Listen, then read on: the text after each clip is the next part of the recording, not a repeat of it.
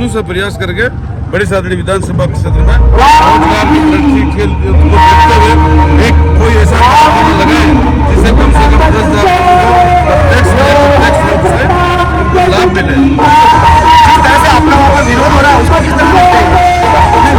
हो भी रहा है बीजेपी का टैक्स है जिसको 2018 से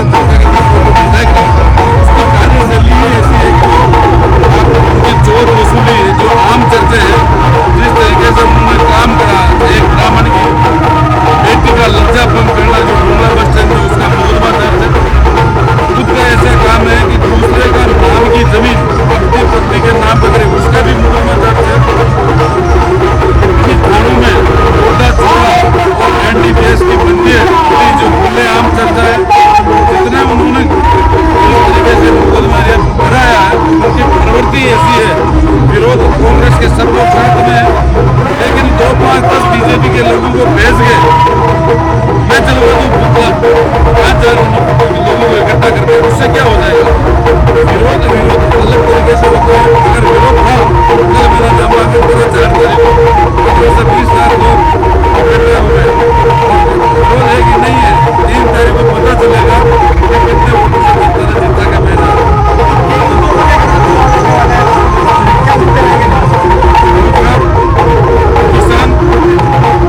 किसानों की जो स्थिति है आप सबको मालूम है, एनडीपीएस अफीम के पट्टे जो हमारे क्षेत्र में 7,200 पट्टे हैं।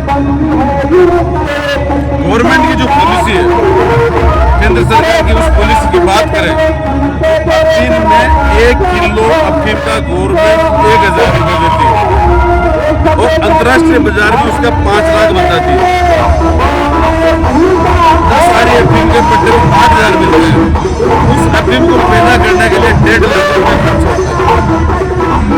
तो सबसे पहले गवर्नमेंट अपनी पॉलिसी सुधारे।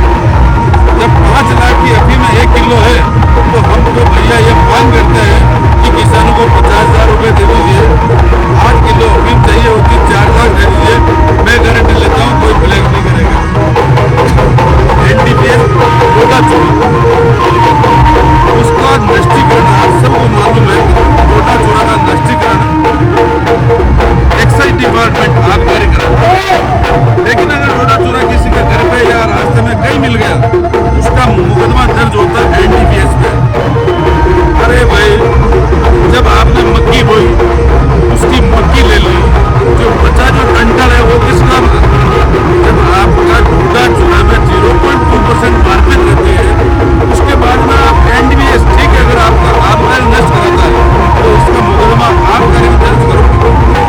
आने वाले समय में हम इसके लिए भारत सरकार से मांग करेंगे और मांग करते हैं एक तो अफीम का मूल्य बढ़ाए और ये एनडीपीएस जो गोटा चोरा का है इसको आबकारी में दर्ज करें और एक धारा 29 जिसके आज मंत्री मोदी अब्दुल्ला जी आजरा ने भी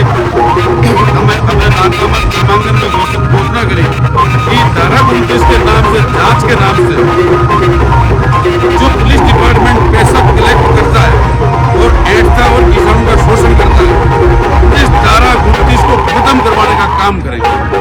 बड़ी सादड़ी की जनता के नाम पर क्या संदेश? बड़ी सादड़ी की जनता को मैं अपील करता हूँ कि आपके सामने और बीजेपी का कैंडिडेट और कांग्रेस का कैंडिडेट दोनों की तुलना करें, सच्चे को चुने, अच्छे को चुने। मेरे 2 साल का डेयरी का कार्यकाल को देखें। जब मैं डेयरी का चेयरमैन बना उस समय डेयरी का 120 करोड़ टर्नओवर था। 2 साल में उस डेयरी को मैंने 450 करोड़ तक टर्नओवर पर पहुंचाया।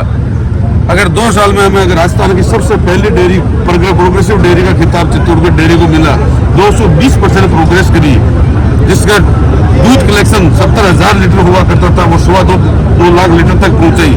120 करोड़ की योजनाएं स्वीकृत करी, 11 तरह की योजनाएं किसानों के लिए डेयरी के माध्यम से बनाई।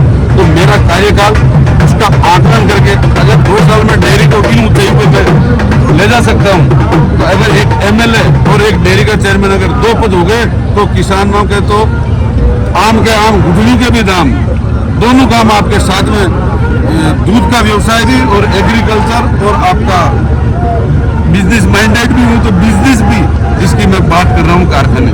मंत्री जी आप आगे बढ़ो, हम तुम्हारे साथ हैं। थे बद्री जी जाट जो कि बड़ी सादरी के प्रत्याशी है, इन्होंने कांटल की आवाज डिजिटल के माध्यम से अपनी बात कही है। बहुत बहुत धन्यवाद। मनोज राठौड़, कांटल की आवाज, प्रतापगढ़।